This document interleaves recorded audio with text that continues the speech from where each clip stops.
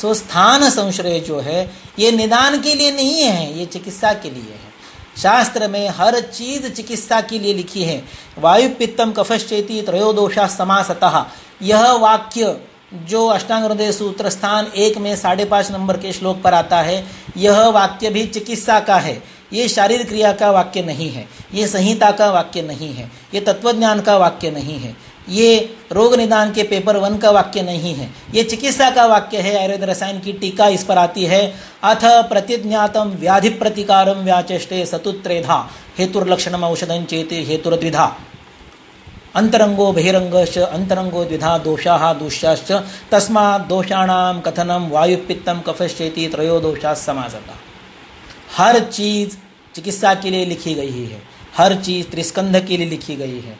हमें शास्त्र में लिखे हुए हेतु लक्षणों को समझ के उनके लिए उन्होंने कैसे औषधि योजना की ये समझ के आज के हेतु लक्षणों के लिए हम कैसे औषधि योजना करेंगे ये सीखना है। इसलिए अष्टांग हृदय सूत्र स्थान 15 पर संहिता समाप्त हो जाती है। उसके बाद जो है उसका उस देश काल के अनुसार लिखा हुआ उपयोजन है, ये शायद आज आउटडेटेड है। आज हम उसी सीतोपलादि से, उसी नागरादि से, उसी सहचर से चिकित्सा करने की कोशिश कर रहे हैं, लेकिन समुत्थान विशेष और स्थानांतर बदल चुका है, हेतु बदल चुके हैं, लक्षण बदल चुके हैं, और हम औषध स्कंद बदलने को तैयार नहीं हैं। औषध स्कंद बदलेगा, औषध नहीं बदलेंगे। 0 to 9 नंबर्स वही रहेंगे, वही मल्टीप्लिकेशन, वही सब्ट्रैक्शन, वही डिवीजन, वही एडिशन होगा, लेकिन गणित अलग होगा, एग्जाम्पल अलग होगा। आपके स्कूल के काल में आपने जो गणित सॉल्व किए वो गणित आज आप सॉल्व नहीं करते हो। आज आप बाजार में, आप बस में, आप ट्रैवलिंग में जो गणित सॉल्व करते हो वो आपके पुस्तकों में नहीं थे, लेकिन आज के जो गणित आप सॉल्व कर रहे हो वो उन्हीं 0 से लेकर 9 नंबर से और उन्हीं एडिशन, सब्ट्रैक्शन, मल्टीप्लिकेशन, डिवीजन से करते हो। उसी प्रकार से हेतु बदल जाएंगे, लक्षण बदल जाएंगे, लेकिन दोष रस गुण महाभूत वही रहेंगे। इसलिए औषध स्कंद बदलना चाहिए।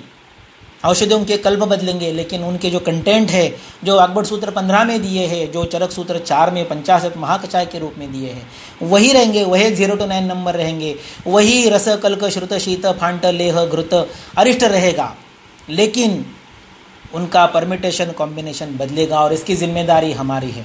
काव्येषु नाटकम रम्यम तत्रापि च शकुंतला तत्रापि च चतुर्थोंक तत्र श्लोक चतुष्टयम, ऐसा कालिदास के बारे में लिखा जाता है। मैं वाग्भट के बारे में ऐसा कहता हूँ, शास्त्रेषु हृदयम श्रेष्ठम।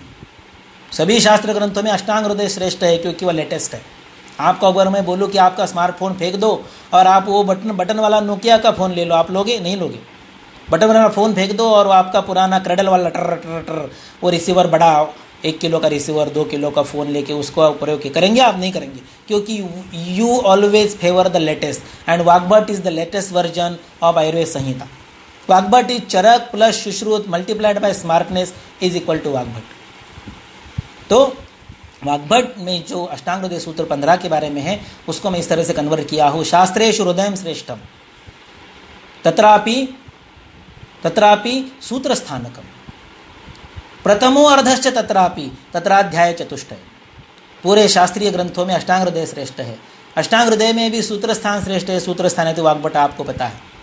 सूत्र स्थान में प्रथमोर्ध काफ़ी है आपके लिए। अष्टांग हृदय सूत्र स्थान 1 से 15 में पूरा निदान, पूरा चिकित्सा, पूरा लक्षण सब कुछ आ जाता है। 16वां अध्याय स्नेहन का है, 17वां अध्याय स्वेदन का, 18वां अध्याय वमन विरेचन, 19 बस्ती, 20 नस्य, 21 धूम, 22 गंडूश, 23, 24, 25 तर्पण पुटपाक, और 25 से लेके 30 तक यंत्र, शस्त्र, सिरा, शस्त्र, क्षार, अग्नि, ये लिखा है। तो ये क्या है? 15 से आगे एप्लीकेशन है। अष्टांग हृदय सूत्र स्थान 1 से 15 यह हेतु, लक्षण और औषध है जो त्रिकाला बाधित है। उसके आगे का उस देश का है, उस काल का है, आज का नहीं है। इसलिए आज आउटडेटेड औषध स्कंध से आप आज के हेतु और लक्षणों की चिकित्सा करने का प्रयास कर रहे हो, वो दुष्कर है। इसलिए हमें नया औषध स्कंध लिखना है। अष्टांग हृदय के सूत्र स्थान 15 को रीअरेंज करके उसने लिखा है, एते वर्गा दोष दुष्याद्यपेक्ष। दोष और दूष्य, दोष यानी निदान और दोष, दूष्य यानी स्थान संश्रय, स्थान, दूष्य अवयव, शरीर। एते वर्गा दोषो दुष्याद्यपेक्ष कल्कक्वाथ स्नेह लेहाद युक्ता नस्ये वासनेन्तर बहिर्वा लेपाभ्यंगैहि घ्नन्ति रोगान सुकृच्छ्रान। अगर आप अष्टांग हृदय सूत्र 15 का प्रयोजन अष्टांग हृदय सूत्र स्थान 1 से 14 तक के हेतु लक्षण के अध्ययन के साथ करोगे तो आपको अष्टांग हृदय सूत्र स्थान 15 में वो औषध स्कंद मिलेगा जो घ्नन्ति रोगान सुकृच्छ्रान, सुकृच्छ्र बहुत डिफिकल्ट रोगों को भी सक्षमता से ट्रीट करने में आपका साथ दे सकता है। इसलिए स्थान संश्रय जिस षटक्रिया काल का अभिन्न अंग है, वो षटक्रिया काल सुश्रुत ने केवल व्रण के लिए लिखा है, उसको ज्वर रक्त पित्तातिसार के लिए लगाने की कतई आवश्यकता नहीं है। स्वयं वर्ण प्रश्न अध्याय में जो विषय वर्णित है वो प्रक्षिप्त होने की संभावना है, क्योंकि आगे के और पीछे के अध्याय उसके साथ सुसंगत नहीं है। और स्थान संश्रय के आगे पीछे बहुत कुछ होता है जो सम प्रकृति से, फिर दोषानुशायिता प्रकृति, फिर सात्म्य, फिर सप्तविधा प्रकृति, फिर निदान सेवन, फिर चय, फिर प्रकोप, फिर षटक्रिया काल में जो उल्लेखित चीज़ें वो स्टेप्स, फिर भेद के आगे उपद्रव, फिर रोग संकर, फिर अरिष्ट और ये मृत्यु, ये दोषों का डिस्ट्रक्टिव एक क्रम है।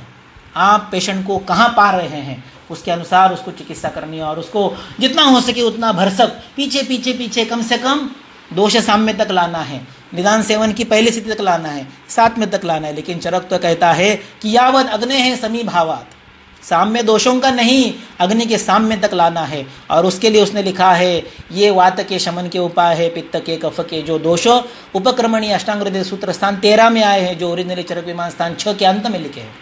और इनका प्रयोजन क्या है? दोषोपक्रमणीय नहीं है, ये यावद अग्नि है समीभावात, रुग्ण को केवल समप्रकृति नहीं समाग्नि तक ले जाने की स्थिति इन दोषोपक्रमणीय के उपायों में है। स्नेह वायु वातस्य उपक्रम स्नेह स्वेद संशोधन मृदु।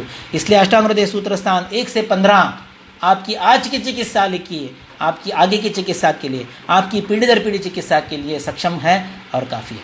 कहने के लिए बहुत ज़्यादा है, इसलिए इतना कह के मैं अभी रुकता हूँ। आदमी उतना कहता है जितना वो कह पाता है, कहने को बहुत ज़्यादा है, अनकहा अधिक रह जाता है। एरंडाच्या घोराळाला कधी अंत नसतो आणि सारखी सारखी बडबड करणारा चुकूनही संत नसतो. फोडिले भांडारा धन्याचा तो माल, ही ज्ञानेश्वर माऊलींची ओवी. फोडिले भांडारा धन्याचा तो माल. हा मी तुमच्यासमोर जो विषय मांडला हा सगळा धन्याचा माल आहे. याच्यामध्ये जे चांगलं आहे ते माझ्या धन्याचं. ज्ञानेश्वरांचा धनी कोण? निवृत्ती. म्हणून तो म्हणतो निवृत्ती दासू आहे मी. तसा माझा धनी कोण? माझा धनी वाग्भट, माझा धनी सुश्रुत, माझा धनी चरक, माझा धनी अनिल पानसे, माझा धनी वैद्य अनिल पानसे, माझा धनी वैद्य दिप्र गाडगीळ, माझा धनी वैद्य चोडावणी महागुरु मावा कोल्हटकर सर. तर या 6 जणांनी आम्हाला जे शिकवलं ते आम्ही तुमच्यासमोर मांडलं. फोडिले भांडारा धन्याचा तो माल, मी तो हमाल यथा खरं चंदन भारवाही, मी तो हमाल भारवाही. या नम्र भावनेने मी तुमच्यासमोर आणलं. काही माझी मतं मांडली जी थोडीशी उद्धट वाटली असतील, जी थोडीशी अशास्त्रीय वाटली असतील, त्यांच्याकडे दुर्लक्ष करा. बाकी जे तुम्हाला योग्य वाटलं असेल ते स्वीकारा, जे त्याज्य वाटलं हेय वाटलं ते सोडून द्या. बाकी मंगलाचरण म्हणून आपण शेवटच्या 2 गोष्टी बोलूया. जणू काही ह्या वागयज्ञाची ही सांगता आहे, समाराधना आहे, आरती आहे. अशा पद्धतीने हे 2 श्लोक म्हणूया आणि थांबूया. आयुक्कामय मानेन धर्मार्थ सुख साधनम आयुर्वेदोपदेशेषु विधेय परमादरः वाग्भट स्यात् अतिश्रेष्ठः. हा श्लोक मी जेव्हा अष्टांग महाविद्यालय 1988 मध्ये आयुर्वेदाला प्रवेश घेतला BMS फर्स्ट इयरला, तेव्हा तयार केलेला श्लोक आहे. चरकस्याद अतिश्रेष्ठ सुश्रुतोपि तथैव च वाग्भटोपि च श्रेष्ठ स्यात् सुश्रेष्ठेभ्यो नमो नमः. आणि हा चरकाला केले नमस्कार, सुश्रुताला केले नमस्कार, वाघोड्याला केले नमस्कार. म्हणजे चरक संहिता, सुश्रुत संहिता, वाग्भट संहिता, अष्टांग हृदय अष्टांग संग्रह या पुस्तकांना केलेला नमस्कार नसून उद्याच्या तुमच्यामध्ये असलेल्या, तुमच्या हृदयात असलेल्या चरकाला, तुमच्या हृदयातल्या सुश्रुताला, तुमच्या हृदयातल्या वाग्भटाला हा नमस्कार आहे. कारण उद्याचा आयुर्वेद जो जिवंत राहणार आहे तो छापलेल्या पुस्तकातून, असलेल्या वेबसाईटमधून, विकत मिळणाऱ्या गुगल प्ले स्टोअरच्या ॲपमध्ये जिवंत राहणार नाही आहे, तर तो तुमच्यामध्ये सक्षमतेने राहणार आहे. म्हणून तुमच्या हृदयातल्या, तुमच्यामध्ये असलेल्या त्या अस्तित्वातल्या चरकाला, सुश्रुताला, वाग्भटाला माझा नमस्कार. गदिमा म्हणतात की ज्ञानियांचा तुकयाचा तोच माझा वंश आहे, माझी या रक्तात काही ईश्वराचा अंश आहे. आपल्या प्रत्येकाच्या हृदयामध्ये चरकाचा, सुश्रुताचा, वाग्भटाचा अंश आहे. त्या तुमच्या हृदयातल्या चरकाला, सुश्रुताला, वाग्भटाला नमस्कार करून आजचा हा वागयज्ञ तुमच्या चरणी समर्पित करून मी इथे थांबतो. इति शम.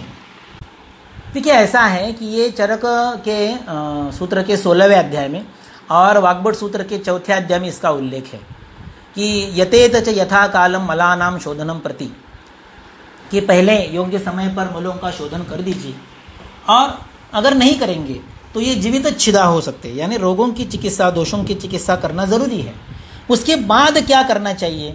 तो वो लिखते हैं कि उसके बाद आपको जैसे मैंने आपको उदाहरण दिया कि जब आप चिकित्सा करते हो, मान लो पंचकर्म कर दिया, तो शरीर का नुकसान होता है, बहुत सारा नुकसान होता है। वो नुकसान किसका होता है? तो जहाँ पर युद्ध होता है उसका होता है। इसलिए हम संसर्जन क्रम देते हैं। संसर्जन क्रम क्यों देते हैं हम? क्योंकि धीरे धीरे अग्नि का बढ़ोतरी हो। लेकिन आप चरक सिद्धि 12 में देखेंगे तो वहाँ रस संसर्जन क्रम आया है कि पहले अम्ल लवण दे दो, फिर और इस प्रकार से वो सारा आ गया है। तो इसका मतलब ये होता है कि अग्नि का और हमारे दूषों का जो नुकसान होता है उनका फिर से हमें रिस्टोरेशन करना जरूरी होता है। इसलिए वो लिखते हैं भेषज क्षपिते पथ्यम आहारैहि ब्रूहणम क्रमात् यतेत यथा कालम मलानाम शोधनम प्रति, कि पहले आपने शोधन कर लिया, अगर संचित हो जाएंगे जीवित छिद हो जाएंगे। फिर बोलते हैं दोषा कदाचित कुप्यंती जिता लंघन पाचन, ये आपको पता है। अब इसके बाद क्या होता है, ये लिखते हैं यथा क्रमम यथा योगम अत ऊर्ध्वम प्रयोजयेत रसायनानि सिद्धानि वृश्च योगांश्च कालवित। ये किस लिए करना है? क्योंकि भेषज क्षपिते, भेषज के कारण क्षपित हो जाता है। कौन क्षपित हो जाता है? तो शरीर क्षपित हो जाता है। क्षपण का मतलब क्या होता है कि क्षीण होना। किस कारण से क्षीण होता है? भेषजेन क्षपिते नरे शोधन कर्षिते सति। तो जब आप उपचार करते हो तो शरीर से दोषों का दौर्बल्य होता है, दोषों का निष्कासन होता है भेषज के वीर्य के कारण। जैसे आप एक आज का उदाहरण देता हूँ, केमोथेरेपी करते हो तो जो टारगेट सेल्स है उसके साथ साथ प्राकृतिक सेल्स का भी नुकसान होता है, और न जाने कितने उपद्रव होते हैं जो अभिप्रेत नहीं है, बराबर है ना। उसको हम साइड इफेक्ट कहते हैं, कह लो जिसको जो कहना है, लेकिन उसके अलावा आपको कोई चारा भी नहीं है, आपको करना ही है। तो ये करने के बाद जो रिस्टोरेशन करना है, इसके लिए आपको उन्होंने ये चीज़ें बताई कि आप यथा क्रमम यथा योगम अत ऊर्ध्वम प्रयोजयेत रसायनानि सिद्धानि वृश्च योगांश्च कालवित। ये किस लिए करने हैं? तो भेषज क्षपिते पथ्यम आहारैहि ब्रूहणम क्रमा। भेषज के कारण क्षपित हुए शरीर का हमें फिर से ब्रूहण करना। इसलिए इससे क्या होता है? तो इन सारी चीज़ों से तथा स लभते शर्म सर्व पावक पाटवम धीवर्णेन्द्रिय वैमल्यम वृषताम दीर्घम आयुषा। कि आपने कोई सर्जरी की, आपने कोई केमोथेरेपी की, आपने रेडिएशन किया, आपने वमन किया, विरेचन किया, आपने भल्ला तक रसायन जैसा क्षीरपाक दिया, जो भी उन तीव्र वीर्यों के भेषजों का परिणाम आपके दोषों पर जैसे होता है, स्थान संशोधन की जगह पर जैसे होता है, वैसे पूरे शरीर पर भी होता है। क्योंकि सर्वसरत्वाच सर्वगतत्वाच दोष प्रकोपण प्रशमनाना, दोष प्रकोपण और दोष प्रशमन करने वाले आहार और औषध और विहार पूरे शरीर पर काम करते हैं। एक ही जगह पर काम करते हैं ऐसे नहीं, एक जगह पर काम करते व्यपदेश होता है वो, लेकिन जाते तो पूरे शरीर में है।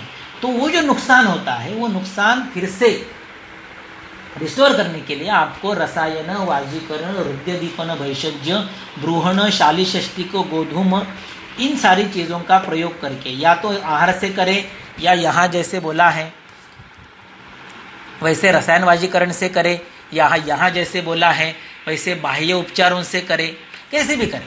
रसायन वृक्ष योग का उपयोग करें या हृदयदीपन भैषज्य का उपयोग करें, कुछ भी कीजिए। लेकिन उससे होना क्या चाहिए? तो उससे ये होना चाहिए कि उसको फिर से ये मिलना चाहिए। क्या मिलना चाहिए? तथा स लभते शर्म। शर्म का मतलब होता है सौख्य, इसलिए शर्मा शब्द आता है। प्राचीन काल में जब नाम बताया जाता था तो मैत्रेय कुलोत्पन्नः, बालकृष्ण सुनु, ऋषिकेश शर्मा। शर्मा याचा अर्थ काय? शर्मन। शर्मन का मतलब होता है सौख्य, बरं वाटणं। शर्म स्वास्थ्य लभते, ऐसे अरुण दत्त ने लिखा। तो शर्म सर्व पावक पाटवम, सभी इंद्रियों की सभी अग्नियों की सकुशलता, धी वर्ण, इंद्रिय वैमल्य, वृषता और दीर्घायुर आरोग्य उसको मिलना चाहिए। ये सब जो है देखिए, ये इसने लिखा है हेमाद्री ने कि शर्म अर्थात सुखम, ये मिलने के लिए आपको रोग चिकित्सा के बाद दूष्य का बलवर्धन करना जरुरी होता है। आमचे सर नेहमी म्हणायचे की पेशंटला बरं वाटता कामा नये, पेशंट बरा होता कामा नये। बरं वाटणं हा भास है, तर बरं वाटणं म्हणजे रिलीफ। वो किसी से भी हो सकता है, टोमेटो वाला बाबा से हो सकता है, फर्शी वाले बाबा से हो सकता है, अभी जो आप वीडियो देख रहे हो किसी आदमी का, उससे हो सकता है। बरं वाटणं वेगळी गोष्ट है, बरं होणं ही वस्तुस्थिती है, यानी वो क्योर है। लेकिन ज़रूरी क्या है ज़्यादा? तर बरं वाटणं गरजेचं नाहीये, बरं होणं गरजेचं नाहीये, बरं राहणं गरजेचं आहे. बरं राहणं म्हणजे अपुनर्भव. तर बरं राहण्यासाठी प्रयत्न करा. उद्या त्यांनी त्याच निदानांचं सेवन केलं तर त्याचं दूष्य इतकं बळकट पाहिजे की नाही सर्व अपथ्याने तुल्य दोषानी नच सर्वे दोषा तुल्य बलाहा, ही कंडीशन आपल्याला आणता आली. मैं जब पेशेंट को बोलता हूँ कि आपको अभी एसिडिटी है क्या, ठीक है, मैं आपको ट्रीटमेंट करता हूँ और इतने दिनों के बाद आप मेरे सामने यहाँ पर बैठ के ये हरे मिर्च की चटनी का आस्वाद लीजिए, या आप एक ही दिन में सुबह भेल, दोपहर को पानी पूरी, रात को वड़ा पाव और शाम को फिर आप रगड़ा पैटिस खा लो, आपको एसिडिटी नहीं होनी चाहिए. निदान सेवन के बावजूद पहले जिन निदानों से आपको तकलीफ होती थी उनसे अब तकलीफ न होना, ये है रोग अपुनर्भव, ये है दुष्य दृढ़ीकरण. ऐसा मुझे मलावष्टंभ में अपान क्षीण है या वृद्ध, बिकॉज मल उत्सर्जन नहीं हो रहा है. Please guide. ये ना एक श्लोक आता है, बहुत ही वादग्रस्त है. आप उसकी टीका पढ़ने की कोशिश कीजिए चक्रपाणी में और अरुण दत्त में और हिमालय में, बड़ा मजा आएगा. मैं आपको श्लोक बचाता हूँ. वृद्धिमलानम संगाच क्षयंचाति विसर्गतः, ये श्लोक आता है. उसके नीचे लिखा है मलोचितत्वा देहस्य क्षयो वृद्धिस्तु पीडनः. मलों का क्षय नहीं होना चाहिए, मलों की वृद्धि हो जाए तो कुछ बिगड़ता नहीं. वृद्धि की परिभाषा क्या है? वृद्धि मलानाम संगाच. तो आपने लिखा मलावष्टंभ, ये क्या है? मल संग है, ठीक है. और क्षयंच अति विसर्गता, मल मान लो कि आपको 2, 4, 6, 8 जुलाब हो गए तो मल का क्षय हो जाता है. और क्षय ज़्यादा तकलीफ देने वाला होता है, इसलिए 4 जुलाब हो गए तो आप उठ नहीं पाएंगे. आपने अंदाज़ अपना देखा होगा सलमान खान की स्थिति क्या होती है उसमें, ठीक है ना. लेकिन आपको 4 दिन से नहीं हुआ, आपको प्रेशर नहीं आया तो कुछ ज़्यादा फर्क नहीं पड़ता है. ज़्यादा से ज़्यादा भूख चली जाएगी, थोड़ा सा अस्वस्थ लगेगा. लेकिन 4 जुलाब के बाद जो होता है वो 4 दिन के मलाष्टंभ से नहीं होता. आपने पूछा अपान का क्षय होता है क्या? नहीं होता है. देखिए वात वृद्धि के लक्षणों में लिखा है मलरोध, तो अपान का क्षय होने का यहाँ पर कोई संबंध नहीं है, ऐसा मुझे लगता है. Great. One of my patient has hair fall from eyebrows and scalp in patches, which dosha and दुष्ट. देखिए आपने खुद बोला कि हेयर फॉल होता है, केश विधृति ये स्वेद का काम है, ठीक है ना.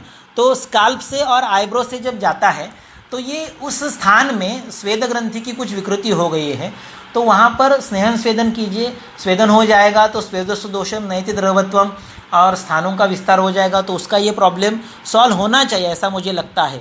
दोष तो जो है ये जैसे कि गिर रहे हैं तो ये वात दोष होना चाहिए, तो स्नेहन स्वेदन से ठीक होना चाहिए. आपने क्या लिखा? लहसुन क्षीरपाक और तिक्त घृत जस्ट बिफोर मील. जी हाँ, मैंने लहसुन क्षीरपाक बहुत यूज़ किया है, बहुत, यानी मैं आपको संख्या अगर बताऊं तो अभी तो संख्या जो है ये 1124 पेशेंट से भी ज़्यादा है जिन्होंने लहसुन क्षीरपाक का सेवन किया है. आगे क्या लिखा है? व्याधि चिकित्सा उपरांत धातु साम्य जरूर करना चाहिए, क्यों नहीं करना चाहिए, अवश्य करना चाहिए. Please repeat treatment which given to disc. देखिए ये बुरी बात है, ये नहीं होना चाहिए. आपने ये मत लीजिए उसमें कि मैंने तिक्त रस का उसको द्रव्य क्या दिया, लहसुन, वो नहीं होता है. There is no drug and disease in Ayurveda, समझ रहे. गाडगिल सर के क्लिनिक में मैं 6 साल खड़ा था और अंतिम 6 महीने मैंने कोलटकर सर जी के क्लिनिक में निकाले हैं. देखिए तो गाडगिल सर की प्रिस्क्रिप्शन में पाठा मिश्रण, अनंता, नारायणी कल्प, सुवर्ण भूपति, सुवर्ण राजवंगेश्वरी कल्प आते. मेरी पूरी जिंदगी में मैंने एक भी रसकल्प का उपयोग नहीं किया है. आप समझ रहे हैं कि मैं रसशास्त्र को आयुर्वेद नहीं मानता हूँ. मेरा ये मानना है कि अगर हम हेतु और लक्षण वाग्भट से चरक से पढ़ते हैं तो औषध स्कंदों का चयन भी वाग्भट से और चरक से होना चाहिए.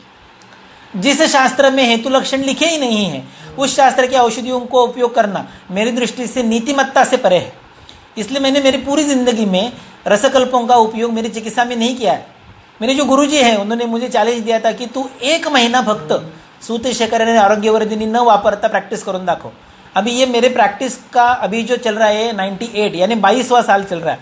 22 साल में मैंने क्या बोलते हैं सूतशेखर आरोग्यवर्धिनी यूज नहीं किया, ना ही कोई रसकल्प यूज किया है, कभी भी नहीं, for not a single instance. तो ड्रग एंड डिसीज नहीं होता है, there is no drug and disease. इसलिए उसके पीछे मत दौड़े कि मैंने ट्रीटमेंट क्या दी. क्लेद का वो देखिए ये क्या है कि ये मैंने आपको बता दिया था. ये है अष्टांग हृदय निदान स्थान 9 से 16 तक. ओके, ये हमारे गुरुजी कई बातें किया करते थे, कई. अभी गुरुजी को जाके हो गए 30 साल। गुरुजी गए 1992 में, यानी 28 साल गुजर चुके। ये है वो अष्टांग हृदय सूत्र स्थान 9 से 16 तक। अश्मरी, मेह, पिटिका, वृद्धि, वृद्धि, गुल्म, उदर, पांडु, शोक, विसर्प, कुष्ठ, कृमिवात, रक्त। ये क्या है? ये उस जमाने के आविष्कृत तम व्याधि है। ओके, उस जमाने के आविष्कृत तम व्याधि है। चरक के निदान स्थान में 8 व्याधियों का वर्णन है, वाग्भट के निदान स्थान में 16 व्याधियों का वर्णन है, और सुश्रुत ने 1124 व्याधियों का वर्णन किया है कुल मिलाकर। ओके, तो व्याधि कितने हैं इसको कुछ महत्व नहीं होता है। हाँ? विकार नामा कुशलो न जिर्यात कदाचन। हमें इंपॉर्टेंट क्या है कि विकार प्रकृति क्या है, स्थान क्या है, और उसने सेवन किया हुआ निदान क्या है।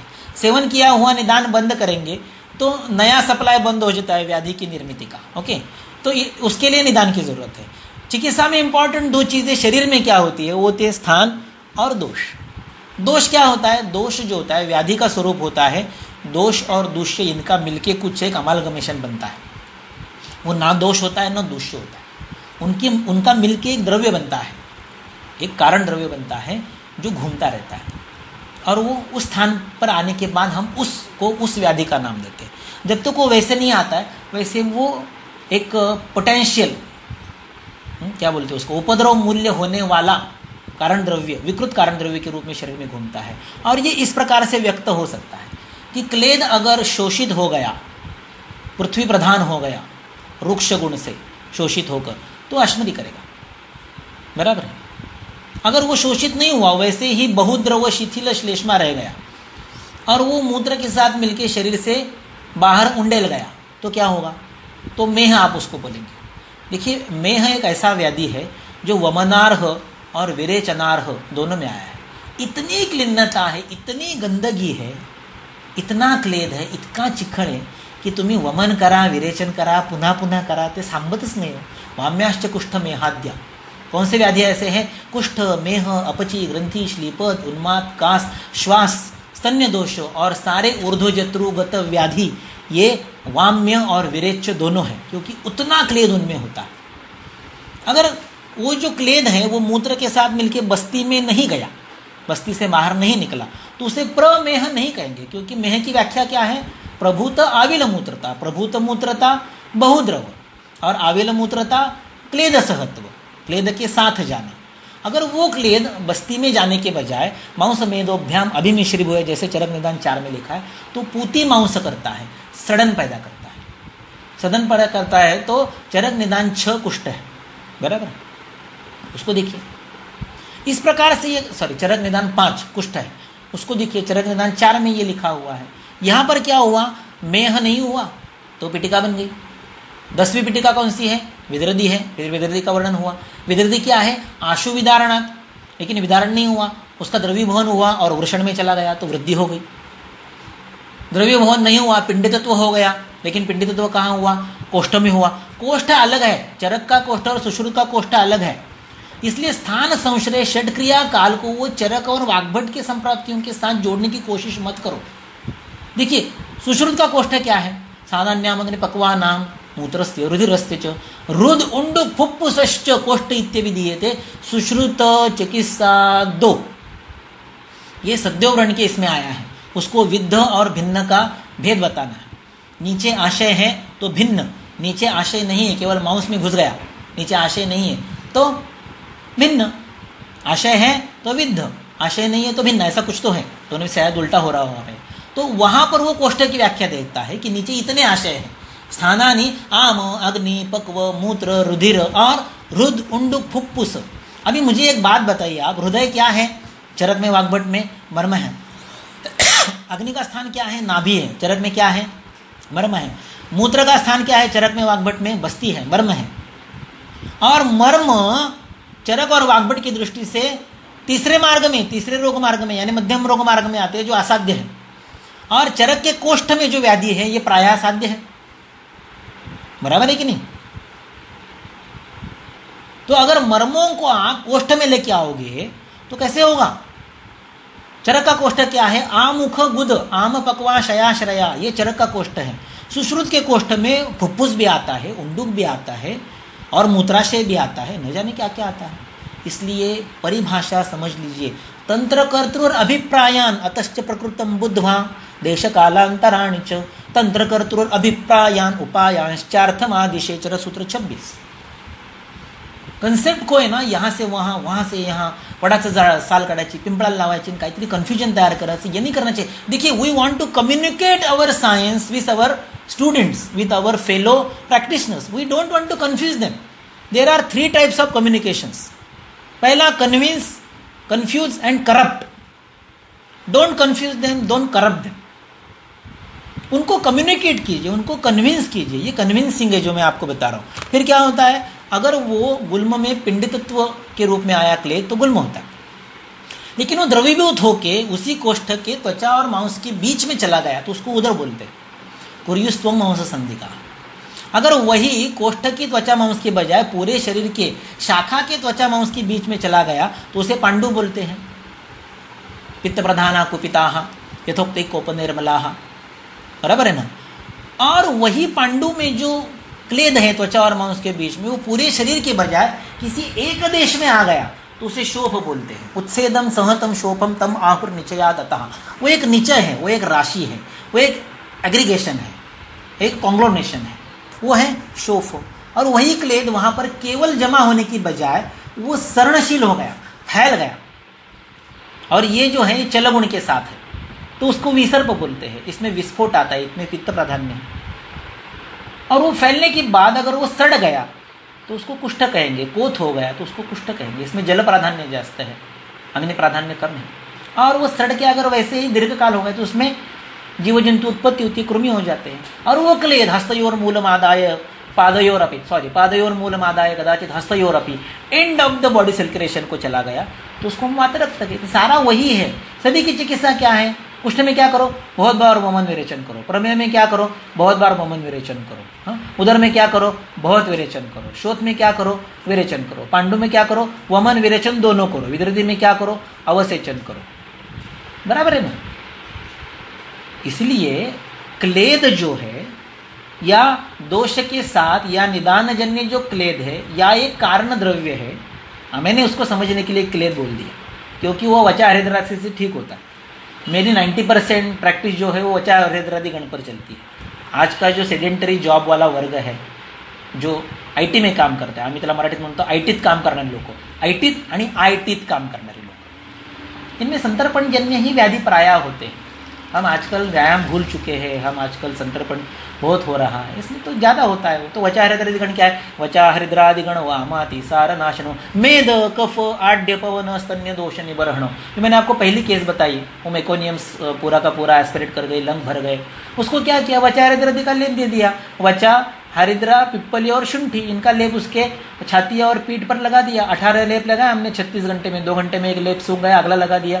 36 घंटे के बाद दोनों फुफ्फुस क्लियर हो गए। बच्ची जिंदा है अभी, इसी मई के अंत में या 3 दिन के बाद उसका ये है बर्थडे है। मैं उसके बर्थडे को जाऊंगा, 5वां बर्थडे आ रहा है। ये होता है। स्थान संशोधन इंपॉर्टेंट नहीं है, षटक्रिया काल इंपॉर्टेंट नहीं। आपके सामने उस स्टेशन पर, उस पटरी पर जो डिब्बा आया है, उस डिब्बे में जो पेशेंट है उसको आप दोष रस गुण महाभूत में स्पेल आउट करो, उसका व्याकरण उसमें लिखो, उसका स्पेलिंग उसमें लिखो तो हो जाए। देखिए PSYCHOLOGY ये साइकोलॉजी का अंग्रेजों का स्पेलिंग है। मेरा स्पेलिंग SYKOLOJI है। गलत है क्या? देखो मैं यहाँ पर टाइप करता हूँ, आपको दिखेगा स्क्रीन पर। ये आपका प्रसिद्ध स्पेलिंग है, ये आपका प्रसिद्ध स्पेलिंग है। और मैं कहता हूं कि नहीं भाई मेरा स्पेलिंग ये है। क्या गलत है? फोनेटिकली मेरा स्पेलिंग ज्यादा सही है। साइकोलॉजी रिजल्ट आने से मतलब है। मेरे दिमाग में SYKOLOJI है, मेरे दिमाग में ये वात है, ये रक्त है, ये क्लेद है, ये जल महाभूत है, इसलिए मैं इसको वचा दूंगा, हरिद्र दूंगा, पिप्परे दूंगा, शुंठी दूंगा। आपके दिमाग में कुछ अलग है। आपके दिमाग में NICU है, आपके दिमाग में वेंटिलेटर है, आपके दिमाग में ये ऑक्सीजन सैचुरेशन नहीं, SpO2 नहीं, आपके दिमाग में PSYCHOLOGY है। हर वक्त उनका ट्रांसलेशन करके हमारा काम नहीं चलेगा। वो जो स्थिति आपके सामने PSYCHOLOGY में है उसको मैं SYKOLOJI करके समझ सकता हूँ कि नहीं इंपॉर्टेंट। रिजल्ट जब आएगा तो जिंदा देखेगा ना। आप किसी भी शास्त्र से उसकी परीक्षा करो, जिंदा तो है ही। रिजल्ट इज इंपॉर्टेंट, असेसमेंट किसी ने भी करने दो, आरोग्य है तो आरोग्य ही दिखेगा। इसलिए we want to spell the condition in front of us which is altered as per the hetu and lakshana, so as to design the aushadha skandha in terms of, in the medium of, in the spellings of, in the alphabets of dosha, rasa, guna and mahabhuta. That's it, it gives you solution. और कुछ? चलो, धन्यवाद आप सभी को, मेरा हार्दिक धन्यवाद आपके संयम के लिए।